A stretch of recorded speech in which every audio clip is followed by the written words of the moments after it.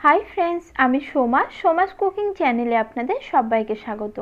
আজ আমি আপনাদের মাত্র 1 কাপ সুজি ও 1 চামচ তেল দিয়ে খুবই হেলদি ও টেস্টি একটি নাস্তা বানিয়ে দেখাবো। নাস্তাটি দেখতে যতটা লোভনীয়, খেতে হয় তার চেয়ে আরও অনেক বেশি টেস্টি, আর বানানো ভীষণ সহজ।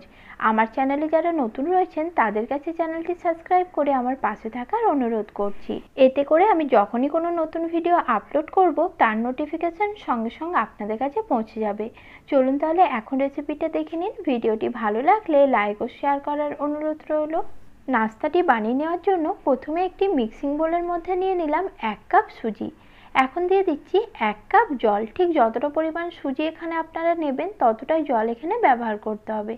এরপর দিয়ে দিলাম 2 চামচ চিনি। আপনারা যেমন মিষ্টি খান সেই অনুপাতে এখানে চিনিটা ব্যবহার করবেন। এরপর দিয়ে দিচ্ছি 3 টেবিল চামচ টক দই। দইটা এখানে অবশ্যই ব্যবহার করতে হবে, এতে করে নাস্তাটা খুবই স্পঞ্জি আর টেস্টি তৈরি হবে। এরপর দিয়ে দিলাম স্বাদ অনুযায়ী নুন। সব কিছুর একটা স্মুথ পেস্ট আমি তৈরি করে নেব। দেখুন, একটা স্মুথ ব্যাটার আমি তৈরি করে নিয়েছি, আর একটি বড় মিক্সিং বোলের মধ্যে সেটাকে ঢেলে নিচ্ছি। এরপর এর মধ্যে আমি দিয়ে দিচ্ছি হাফ চামচ বেকিং সোডা। ছোট চামচের হাফ চামচ বেকিং সোডা দিলেই হবে। আর দিয়ে দিলাম 1 চামচ মতো গোটা জিরে। যেহেতু নাস্তাটি আমি হেলদি তৈরি করব, তাই এখানে আর কোনো কিছুই অ্যাড করব না। এই দুটো উপকরণ ব্যাটারের সঙ্গে খুব ভালো করে মিশিয়ে নিচ্ছি। 2 মিনিটের মতো ব্যাটারটি আমি ভালো করে ফেটিয়ে নিয়েছি। 2 মিনিট ফেটানোর পর দেখুন ব্যাটারটি আগের থেকে অনেকটা ফুলে হালকা হয়ে গেছে। অন্যদিকে নিয়েছি একটি বড় প্লেট। এখন এই প্লেটের মধ্যে দিয়ে দিচ্ছি সামান্য পরিমাণে একটু সাদা তেল। তেলটা হাত দিয়ে প্লেটের চারপাশে ভালো করে লাগিয়ে নিতে হবে, যাতে নাস্তাটি তৈরি হওয়ার পর প্লেট থেকে খুব সহজেই আমরা বের করে নিতে পারি। এখন যে ব্যাটারটি তৈরি করে রেখেছিলাম সেটা প্লেটের ওপর ঢেলে দিচ্ছি। নাস্তাতে ঝালের জন্য আমি কোনো রকম কিছু ব্যবহার করিনি, তাই নাস্তাতে একটু ঝাল বানানোর জন্য অল্প একটু শুকনো লঙ্কার গুঁড়ো নাস্তার উপরে এইভাবে ছড়িয়ে দিচ্ছি। আর যারা একটু ঝাল খেতে বেশি পছন্দ করেন তারা এখানে চিলি ফ্লেক্স ব্যবহার করতে পারেন। এরপর ওপর থেকে একটু ছড়িয়ে দিচ্ছি সাদা তিল। এতে করে নাস্তাটি খেতে আরও অনেক বেশি টেস্টি হবে। এরপর এই নাস্তাটি আমি ভাপে বসাবো। তার জন্য আগের থেকে গ্যাস অন করে কড়াইতে জল গরম হতে রেখে দিয়েছিলাম, আর তার মধ্যে রেখেছি একটি স্ট্যান্ড। সেই স্ট্যান্ডের উপরে নাস্তার প্লেটটা আমি বসিয়ে দিলাম। এরপর নাস্তাটি ঢাকনা দিয়ে ঢেকে গ্যাসের ফ্লেমটা মিডিয়ামে করে দেবো।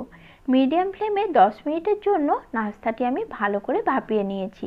আর দেখুন আগের থেকে নাস্তাটা ফুলে একদম ডাবল হয়ে গেছে। একটি টুথপিক দিয়ে আমি চেক করে নিচ্ছি, আর ভেতর থেকেও নাস্তাটা একদম পারফেক্ট তৈরি হয়েছে। এরপর গ্যাস অফ করে নাস্তাটি আমি বার করে নিচ্ছি, আর নাস্তাটি পুরোপুরি ঠান্ডা করে নেব। নাস্তাটি যখন পুরোপুরি ঠান্ডা হয়ে যাবে তখন নাস্তার সাইডগুলো দেখুন এমনিতেই একটু ছেড়ে এসেছে। সেই সাইডগুলোই হাত দিয়ে এইভাবে আরেকটু আলগা করে নিচ্ছি, যাতে নাস্তাটা সহজে প্লেট থেকে বের করে নেওয়া যায়। আর দেখুন নাস্তাটা কত সহজেই প্লেট থেকে বেরিয়ে এলো। উল্টো দিকটাও দেখতে কতটা সুন্দর হয়েছে। এরপর একটি ছুরির সাহায্যে নাস্তাটিকে দুভাগ করে কেটে নিচ্ছি। তারপর সাইড থেকে আবারও ঠিক এইভাবে কেটে নেব। এইভাবে পিস পিস করে প্রথমে নাস্তাটিকে আমি কেটে নেব। আর এই নাস্তাটি ছোট বড় সকলেই খেতে ভীষণ পছন্দ করবে। দেখুন নাস্তাটি কতটা নরম তুলতুলে আর স্পঞ্জি তৈরি হয়েছে। আপনারা এইভাবেই নাস্তাটি খেতে পারেন। তবে আমি এটাকে আরেকটু টেস্টি বানানোর জন্য গ্যাস অন করে ফ্রাই প্যান বসিয়ে নিয়েছি, আর ফ্রাই প্যানের মধ্যে দিয়ে দিলাম 2 চামচ সাদা তেল। তেলটা ভালো মতো গরম হয়ে গেলে হাফ চামচ দিয়ে দিচ্ছি কালো সর্ষে। সর্ষেটা যখন ভাজা হয়ে যাবে তখন এর মধ্যে আমি পিস করে কেটে রাখা নাস্তার টুকরোগুলো দিয়ে দিচ্ছি, আর এইভাবে উল্টে পাল্টে তেলটা দু সাইডে লাগিয়ে নিচ্ছি। তারপর গ্যাসের ফ্লেম মিডিয়াম লোতে রেখে নাস্তাগুলো একটু লালচে করে দু সাইডটা ভেজে নেব। এইভাবে একটু ভেজে নিলে নাস্তার টেস্ট আরও অনেক গুণ বেড়ে যায়। দেখুন নাস্তাগুলোর এক সাইডটা লালচে করে ভেজে নিয়েছি, এখন অপর সাইডটা উল্টে নিচ্ছি। আমি কাজটা হাত দিয়ে করলেও আপনারা কিন্তু হাতা দিয়ে করবেন, কারণ এই অবস্থায় নাস্তাটি খুবই গরম থাকে। উল্টে পাল্টে দু সাইডটাই লালচে করে ভেজে নিচ্ছি।